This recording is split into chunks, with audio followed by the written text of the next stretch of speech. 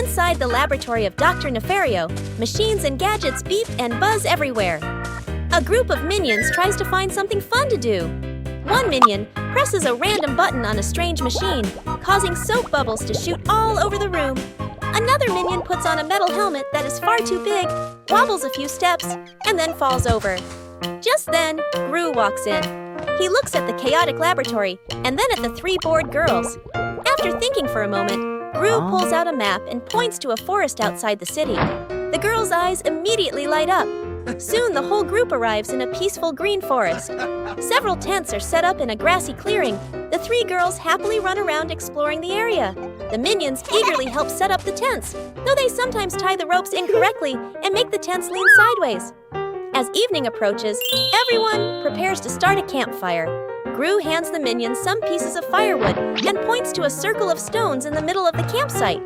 But the moment Gru turns his back, the minions begin doing things their own way. One minion pours an entire bottle of fuel onto the pile of wood. Another minion waves a piece of cardboard to fan the fire. A third minion lights the pile using a large flaming torch. Within seconds, the fire explodes into a massive blaze. The flames spread to the nearest tent. The fabric quickly catches fire. The minions panic and run around wildly.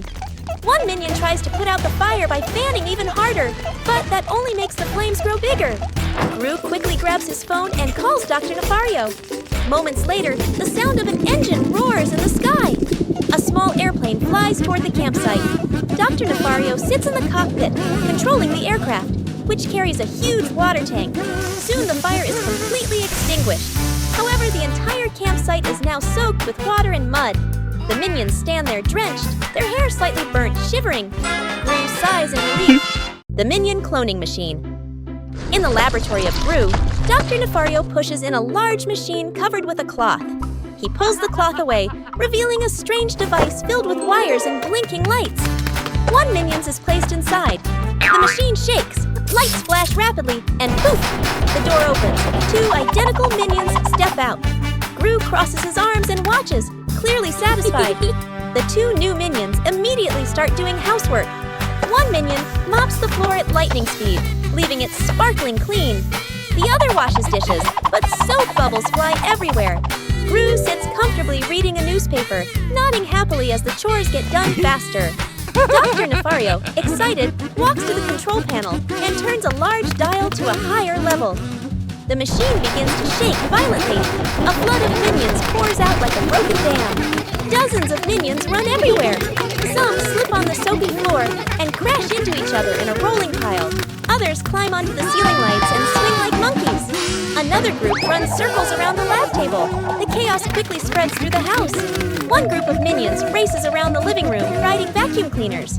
Another group opens the fridge, grabbing bananas and tossing them to each other while eating wildly. On the sofa, several minions jump and dance crazily. Gru tries to grab one minion, but the moment he turns around, three more dash past his legs. Dr. Nefario suddenly gets an idea. He throws a banana into the machine. The control panel lights up and switches to reverse mode. The machine emits a powerful beam of light and begins pulling everything toward it. The minions running everywhere suddenly notice the banana inside the machine and rush toward it. The suction pulls them backward through the air. One minion riding a skateboard is lifted off and sucked straight into the machine. Another minion eating a banana gets dragged along with it. One by one, dozens of minions fly through the air and disappear into the machine. The machine slowly quiets down. The door opens again. Only one minion steps out, looking around in confusion. In the basement of Gru, a few minions are cleaning an old storage room. They rummage through dusty boxes filled with strange gadgets. One minion drags out a large suitcase covered in dust. When it opens, inside is Gru's old superhero outfit, a dark cape, a mask, and several unusual devices. The minions stare at it in amazement. One minion quickly puts on the cape and stands on a table, striking a heroic pose. The other minions get excited. Within seconds, they start dividing the items among themselves. One wears the mask, another grabs a grappling hook, and another puts on a glove that shoots gadgets. Soon they line up together, posing like a team of real superheroes. Out on the street, the minions begin their mission. One minion spots a cat stuck in a tree and immediately tries to rescue it using the grappling hook. But when he fires the hook, the rope pulls so hard that the entire branch snaps off. The minion, the cat, and the branch crash down into a pile of trash cans. The cat quickly runs away, while the minion slowly crawls out, his cape covered in garbage. Nearby, another group of minions notices a parked car. They think it must be some kind of emergency. One minion presses a button on the superhero glove, launching a sticky rope. The rope yanks the car door open, and the alarm starts blaring loudly. The minions panic and run in circles around the noisy car. The chaos quickly spreads across the street. A minion swings through the air with the grappling hook, but crashes straight into a traffic sign.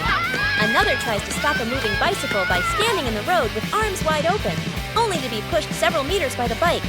Meanwhile, a few minions attempt to rescue a man sleeping on a park bench by carrying the entire bench away while he is still lying on it. From a distance, Bruce steps outside and sees the chaos covering the whole street. He crosses his arms, his expression turning dark. Bruce walks over and quickly takes out the cape and all the gadgets from the minions. The minions stand in a line with their heads lowered like children who have just been scolded. Bruce sighs and walks away. Banana Car Race. Inside Gru's laboratory, a group of minions are busy experimenting with bananas. Kevin squeezes a banana into a small machine and watches banana juice flow into a glass container. Stuart sniffs it and makes a disgusted face, while Bob happily claps his hands. Suddenly, Kevin gets an idea. He quickly sketches a banana-powered race car on a board. The minions' eyes light up, and they all shout together, "Banana!" Instantly, the lab turns into a chaotic workshop. One minion attaches wheels to an office chair. Another stuffs a bunch of bananas into a fuel tank. Stuart puts on safety goggles, but accidentally installs the exhaust pipe backwards. Within minutes, 3 strange banana cars are ready.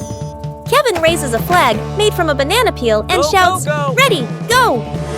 The 3 cars shoot down the hallway of Gru's base. Stuart's car moves incredibly fast, but the banana engine begins spraying banana juice behind it. Another minion slips on a banana peel that falls from Stuart's car and spins around like a top. At the next turn, Bob's car starts shaking violently. Bob laughs while driving, but the banana fuel tank begins to swell bigger and bigger. Banana! Uh-oh! Boom! Bob's car explodes into a cloud of banana foam. Bananas splatter everywhere across the hallway. The other minions slip and fall one after another like dominoes. One car loses control and crashes straight into a tall stack of bananas. Bananas roll everywhere.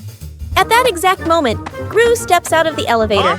He stands still for a few seconds, staring at the scene. Minions lying everywhere. The floor covered in bananas. And one banana car still spinning its wheels on the ceiling. Gru sighs. Minions!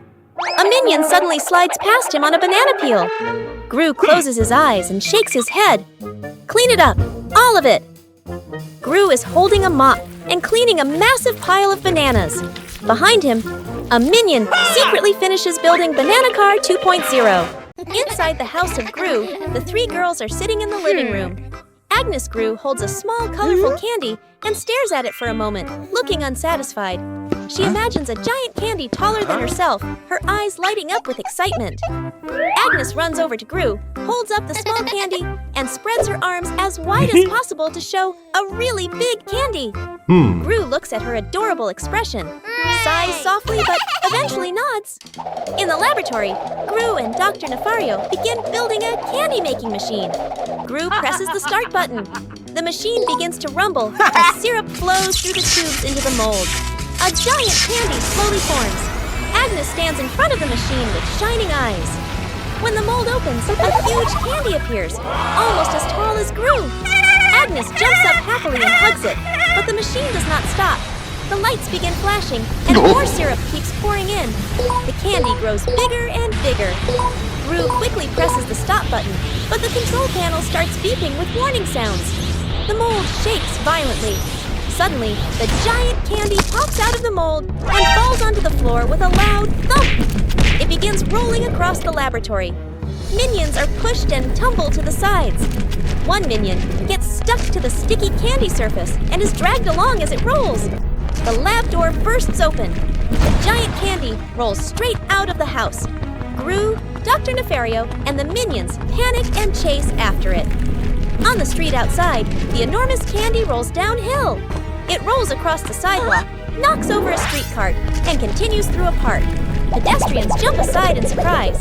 A group of Minions jump onto the candy trying to stop it, but they just spin around helplessly on its slippery surface. Dozens of Minions cling to the candy, licking while spinning around it.